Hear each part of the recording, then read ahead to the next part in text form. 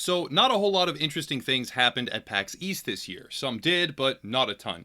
Right before leaving for the convention, I covered the Borderlands 3 announcement with my speculation that it was probably an Epic Store exclusive. Funny story with that, I actually had a hectic day and had to do a re-upload of that video, but in the second version, I changed a couple of things, most notably the title, which had felt a bit too clickbaity to me. I had made it seem in the original version like Borderlands 3 is probably going to be an Epic Store exclusive, because I was and am almost completely positive that it is. But the problem was that people are finicky and they don't like to have realistic skepticism right in the middle of their delusional honeymoon phase. On the re-upload, I changed it to reflect more of a question, with an actual question mark, discussing the probability of Borderlands 3 becoming an Epic Store exclusive, and surprise, surprise, there were still ruffled feathers with people claiming that the Steam logo was on a certain part of the website and blah blah, don't be a realist, everything is always positive vibes, blah fucking blah.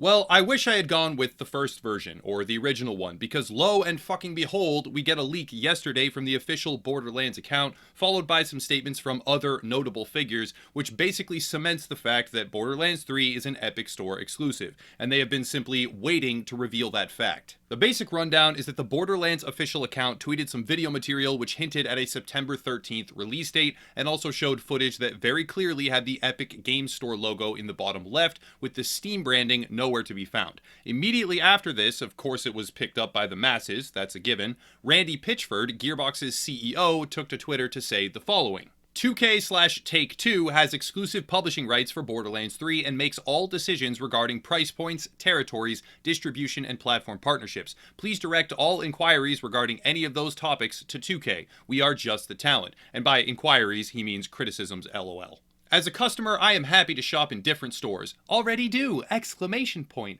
I've bought games from Xbox, PlayStation, Switch, Steam, Origin, GOG, Humble, Uplay, Epic, and other stores. To me, exclusives are fine when they come with advantages and when they are short, say 6 months. Smiley face. For what it's worth, 2K's decision aside, myself and the team at Gearbox have a very keen interest in cross-platform play. We believe multi-platform support is a prerequisite, and Epic's leadership with cross-platform support is helpful to our interests there. Essentially, I didn't do this, don't send the backlash my way please, but also I love Epic and have publicly endorsed them for months on end. But cross-platform is something you guys like and want, right? So there, talk about cross-platform and how good Epic is. He also then blocked a bunch of creators who reported on the leak and overall subject because of reasons, I guess, so I wonder if he'll block me too, but that's beside the point.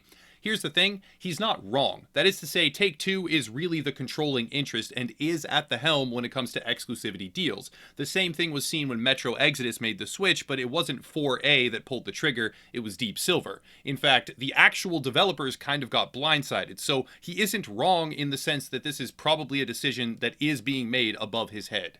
The problem here is that it's a decision made a few levels up, sure, but he could easily fight it. He's saying don't blame him for a situation that he isn't in control of, but he is in open support of the Epic Store and is obviously not going to try and fight for the consumers and stand up to Take-Two. He agrees with them, for fuck's sake, so the idea of don't blame me is frankly a little bit annoying.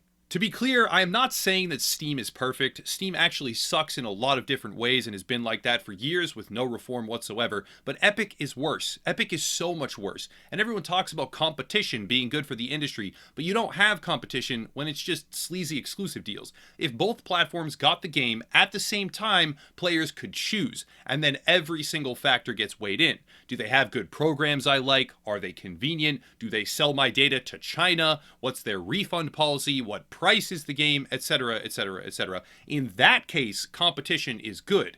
This right now, what we have at the moment, isn't competition. But there is one big reason why it was pretty much an inevitability that Borderlands 3 would move over to Epic, and that reason is the Unreal Engine and also the profit split percentages. This is the price chart breakdown. Selling on Steam, developers and publishers take away 70%. If they are using the Unreal Engine, they take away 65%, with the additional 5% coming from the publisher's and developer's own cut. On the Epic Store, the threshold is 12% for Epic, 88% for publishers and devs. And the final factor is that Epic waives the Unreal Engine 5% to make it a universal 88 to 12. This means that switching from Steam to Epic, specifically for Borderlands 3, means a 23% increase in the money that they take away. Borderlands 3 is also a very highly anticipated title and will certainly be dealing with revenue numbers in the many hundreds of millions. And at that bracket, a 23% differential is just too big. It's too big to ignore. It will end up being tens, if not hundreds of millions of extra dollars earned from the game, and as such, it was always going to be this way. The only way that the store wars on PC do not rapidly become one-sided and beyond the point of no return is if Steam adjusts its revenue split. As it stands, the Epic Store sucks, yes, and I personally dislike Tim Sweeney, the CEO of Epic Games, but he is right, he is correct. By undercutting Steam this hard, he can pretty much poach any game that he wants, and then it's a choice of not playing the game you are excited about for an extra year or using the Epic Store. What remains to be seen is how hard does this hit Borderlands 3 pre-orders or overall sales. I get the feeling we are looking at the worst instance of backlash yet. Worse than Metro Exodus, worse than Division 2, and worse than even Phoenix Point, because Epic has made it very clear they do not give a single shit about their customers. They aren't making the platform better to deserve a larger consumer base. They are poaching titles and spitting in the face of buyer convenience. I'm not against an adjusted revenue share percentage. Please, Steam, lower your costs to match Epic, because if you do, it's over. The Epic Store comes crashing down. They are trash. They are anti-consumer, and they are sketchy as all hell with their data practices. But if Steam just sits there, letting popular titles leave, and never fighting to hold their territory, it's a slippery slope.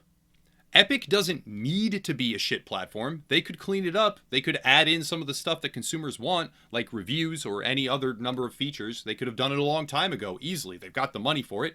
They could have adopted a user-friendly refund policy and had the revenue share percentage, which allowed for games to be cheaper. If they had been equally as dedicated to customers as they are to publishers and developers, they would be winning on two fronts instead of being a pretty much total pariah that back alley swindles deals, which further piss everyone off. But no, Epic decided fuck the customer, let's suck the publisher's peen, because consumers are just numbers on a spreadsheet, and them being happy or respected isn't important to us. It sounds like I am upset because I am upset. This kind of policy and development tactic isn't necessary. It's a choice. They are choosing to be a shitty platform and use shitty tactics. And I'm not even sure at this point that user backlash is even capable of making a difference, which is pretty far gone if you think about it.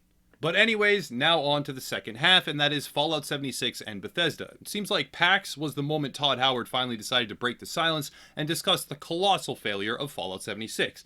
Except no, because he claimed it was very successful and has millions of players. I spit out some of my shock top when I heard that one. So we're really excited that the game actually did very, very well. We have a huge, millions of players, great player base in this game, giving us tons of feedback, and more so, we feel that our goal is to build kind of a Fallout platform. I could spend an hour just going point by point through all the different scandals with Fallout 76. Canvas Bag, Nuka Dark Rum, exploits, duping, real-world trading, banning players, etc., etc., etc. But the thing is, his claims that it has millions of players might not be all that wrong. Let's think about this, at least critically. A week after launch, the game was, half off? It may not be exactly 50%, but it was being heavily discounted almost immediately after release, and then subsequently, they started giving away copies.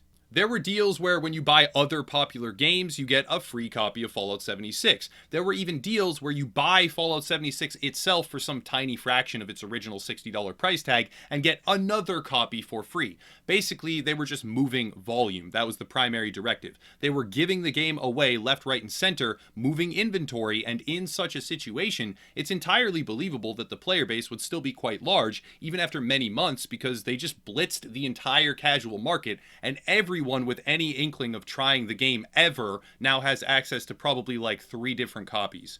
There is a very clear difference between commercial success, profit success, critical success, and a large player base. So Todd Howard is trying to put a positive spin on something when really what would be most appreciated is we know it was a disaster and we pushed out an unready abomination of a game. We're sorry it won't happen again, but we're probably never going to get that. The thing is, it's not all blind hatred from me right now, because in a roundabout way, that's kind of what he ended up doing. information was revealed regarding new technology being used in the Elder Scrolls 6, which is probably the largest and most well-known Bethesda franchise. The tech wasn't actually new at all. It's been in use for years, but if we harken back to the lies of Todd Howard at E3 2018, we can recall the statement that the Fallout 76 engine had been drastically upgraded with all new this and all new that, and then the game launched and it was unchanged since Skyrim for the most part and broken to shit. Well, the new tech they are using for Elder Scrolls 6 is at least newer than Skyrim, and Todd Howard also very pointedly said it will be quite a while before the game is done.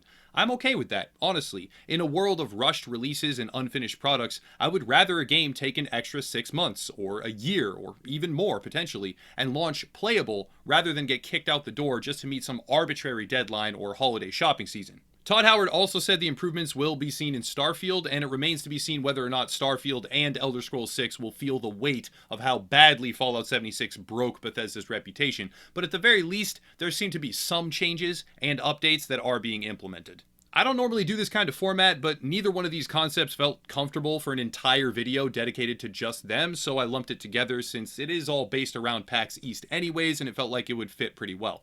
As always, if you want to support the channel, there are links down below, merchandise, various communities, and some more too.